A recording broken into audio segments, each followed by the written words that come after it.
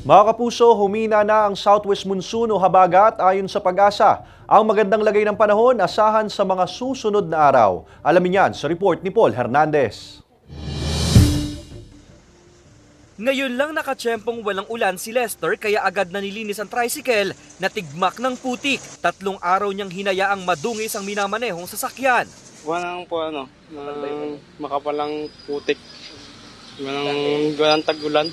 Bumubuti na rin ang lagay ng panahon sa Lipa City. Bagamat maulap, sumisilip na rin ang araw. Ayon sa Pag-asa, mahinang southwest monsoon na raw ang iiral hanggang sa mga susunod na araw. By Wednesday to Friday, generally fair weather na po ang kondisyon ng over most parts po ng ating bansa. Pero asahan ng localized thunderstorm sa hapon o gabi na makakaapekto sa Calabarzon at Mimaropa region.